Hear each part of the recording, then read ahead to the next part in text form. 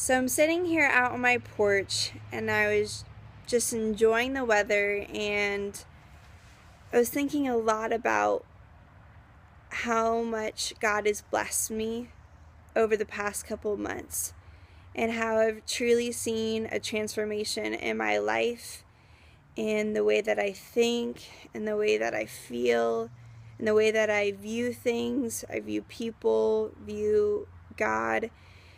And it's truly an amazing thing. And I think a lot of times when we go through trials or when we go through rough spots, we often find that it's a blessing in disguise. And I really think that the reason that it's a blessing is that we find God at the end of it, and that God is truly near to us, and that He truly wants and has an interest into our lives. And I wanted to share this video to share a little bit of my testimony and just a couple things that I've learned along my journey of life, and specifically over the past couple months, what God has really been showing me. Over the summer, my aunt introduced me to a book called Love Does. And it's written by Bob Goff. And in this book, Bob Goff really paints a picture of what it really means to be a follower of Christ and to love people. And he makes it actually very simple and paints a picture of what it looks like daily to love people wherever you are. And I think a lot of times, and I'm not saying this or judging anyone, but I think a lot of times we think that there's got to be some type of cause, or there's got to be a need, so we're going to go to the homeless shelter because there's a need, or the church is calling us to sponsor people, or to help some type of organization, or to provide in some way financially for someone in need, or to have someone crying or in pain for us to show compassion. And I think in the book Love Does, we see that it's more than that. Jesus, throughout his whole life and testimony, he was loving people without a cause.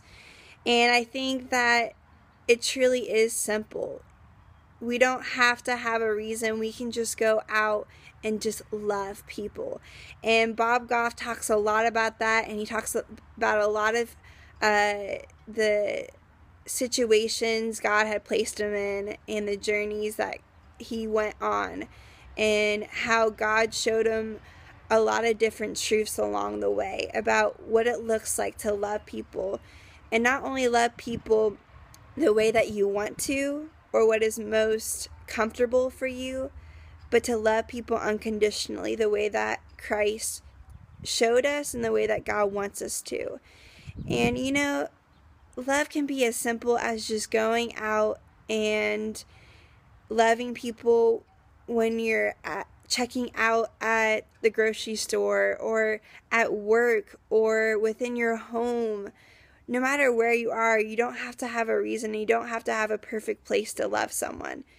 And I think being able to have that mindset, and it may sound familiar. You may say, oh, well, I already know that.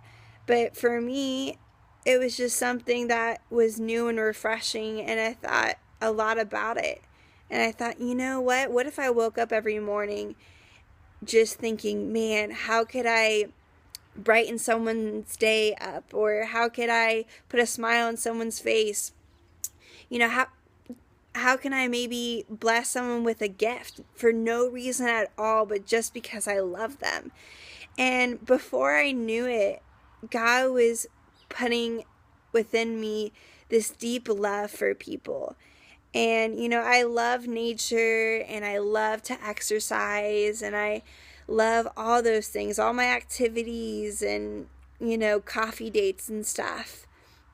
But man, I can truly say that I love people, and I love how God created us, and I love our ultimate mission, which is to love God with all your heart, with all your soul, and with all your mind, and to love others as yourself. And man, that is our mission. There's some times when I'm like, man, that's what we're called to do. Not anything, you don't want me to go do some crazy thing or something that's really tough. You just want me to go out and love people and love you. Man, that seems easy to do, right? Well, I think sometimes we're in situations where love is uncomfortable or love is hard. And we have to really soak in God's love to love people. And Louis Giglio once had told us in our congregation that, our lives are not really our own. And I think we have this perception that we're in control and that our lives are our own. But if you really think about it, our lives belong to the Father. And not only that, but people are watching. And the way you live your life, even the simplest of things. And I'm not saying this to put pressure on anyone, because you can't live a perfect life. But the things that you do and the choices you make, it affects people. And it affects your walk with Christ and your testimony. And, I think, man, if my life is short and I only have one life, if I could truly use that every day, just, even when I have a hard day or I made a lot of mistakes within that day, just waking up again with a renewed spirit and accepting, God's mercies. God's mercies are new every morning. And just thinking, man, what ways